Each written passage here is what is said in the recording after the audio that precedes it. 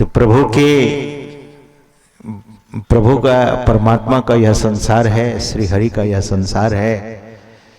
सज्जनों, आप लोग पठित समाज के लोग बैठे हैं यहाँ, मैं आपसे पूछता हूं कि है दुनिया में कोई ऐसा वैज्ञानिक जो सूर्य का निर्माण कर दे? है ऐसा कोई वैज्ञानिक जो 7 समुद्र को बना दे?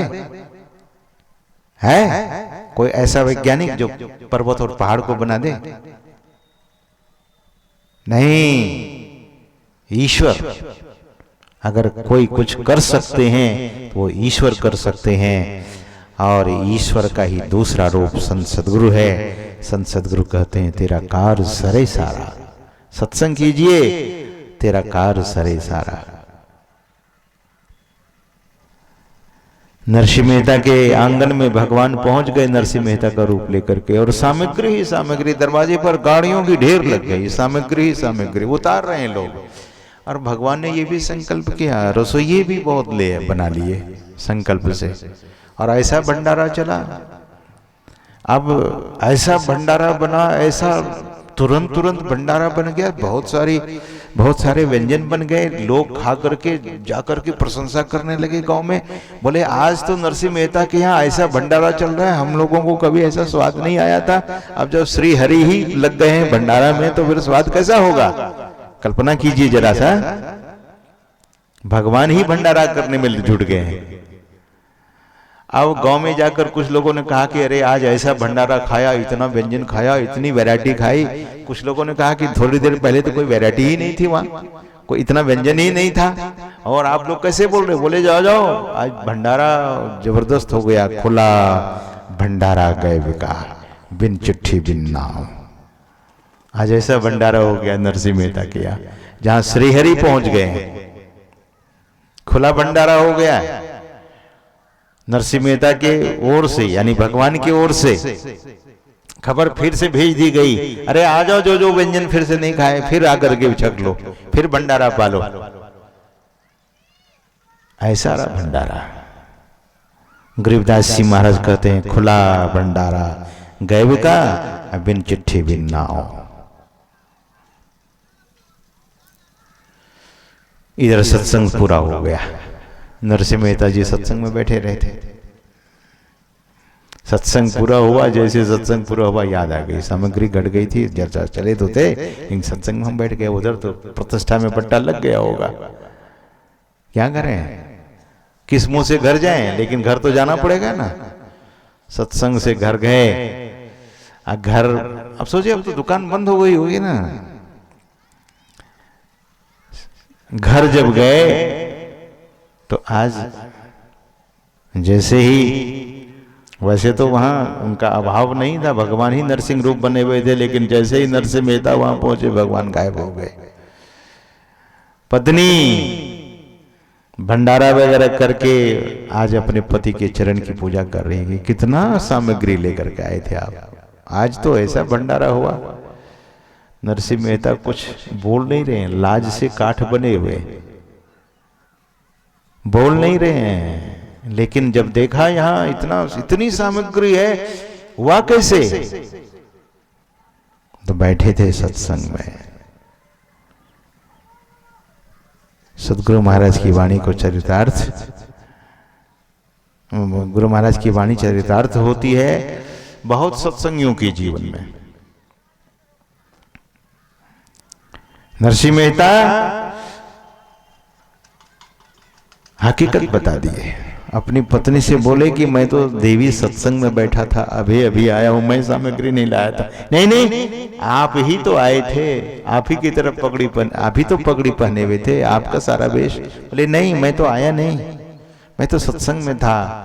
तब दोनों पति पत्नी को, नरसिंह मेहता को एहसास हुआ ही, और पत्नी को भी एहसास हुआ कि ठाकुर कितने करुणामय है, कितने दयालु हैं मेरे ठाकुर। दोनों पति पत्नी भगवान के श्री विग्रह के सामने जाकर खूब रोए कि आप मेरे रूप में आ गए प्रभु।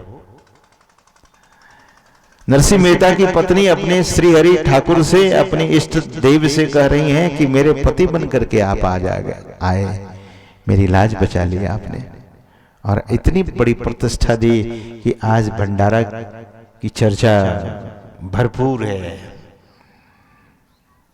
तो सत्संग की महिमा इतनी है सज्जनों। सदगुरु महाराज कहते हैं कि नित्य प्रति सत्संग कर ले प्यारा, तेरा कार सरे सारा, सब काम बनेंगे। कबीर साहब कहते हैं कि संशय हो जाए ना तो सत्संग कीजिए, करो सत्संग भरम गढ़ टूटे। The fort of confusion, mostly people are confused. Kabir साहब कहते हैं कि करो सत्संग भरम गढ़ टूटे, सत्संग कीजिए भ्रम टूट जाएगा। ये माया का जो आवरण है ये समाप्त हो जाएगा। सत्संग कीजिए।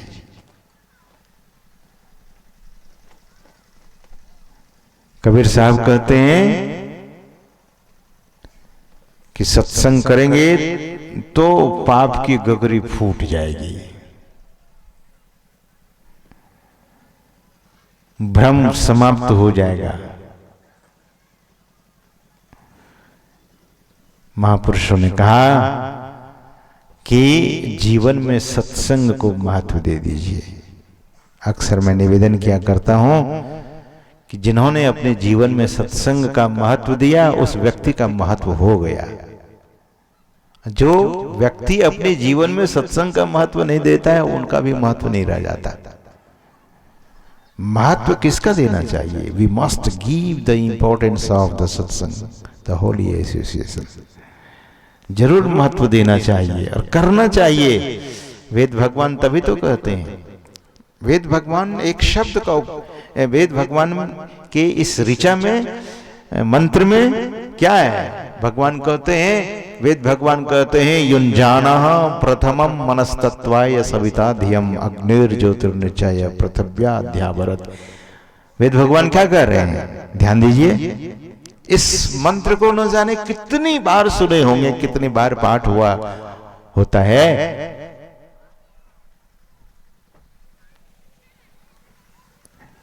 सज्जनों, वेद भगवान कहते हैं कि युञ्जानः प्रथमं मनः, प्रथमं युञ्जानः मनः। पहले बुद्धि योग। जीवन में बुद्धि योग को स्थान दिया जाए। बुद्धि योग मतलब सत्संग, सत्संग को प्रथम स्थान। दृढ़ परतीत प्रीत कर गुरु से कर सत्संग। क्या है आगे? सवेरे। दृढ़ परतीत, परतीत शब्द है विश्वास। दृढ़ परतीत प्रीत कर गुरु से। प्रीत करने का क्या है माध्यम? What is the media? माध्यम क्या है? तो सदगुरु महाराज कहते हैं कि प्रीत करने का एक ही साधन है, एक ही उपाय है, कर सत्संग सवेरे। ध्यान दीजिए। समय कितना हो गया? समय कितना हो गया? हाँ, बोलिए श्री सद्गुरु। आप लोगों को आलस तो नहीं लग रहा है? भूख तो नहीं लगी है? 10 मिनट बढ़ा देता हूं। अब भूख लगी है तो बोलिए, हाथ उठा दीजिए तो बंद कर देता हूं। तो माध्यम क्या है? सद्गुरु के चरणों में प्रीत करने का माध्यम क्या है? सत्संग ही है। और कब करना चाहिए? हमारे श्रद्धेय स्वामी बोधानंद जी महाराज हमको एक बार बोल रहे थे कि हमारे यहाँ एक प्रोफेसर थे, वे हमें सुना रहे थे। एक प्रोफेसर थे, सवेरे उठते थे ना तो उठते ही बासी मुंह मंगल मूर्ति सदगुरु मिल में सर्वाधार मंगल में मंगल करनो बिनवो बारंबार, हाथ जोड़कर जैसे उठे वैसे मंगल मूर्ति शुरू कर दे। ये 2 पंक्ति उठ करके ही अपना पैर धरती पर रखते थे। कितनी अच्छी बड़ी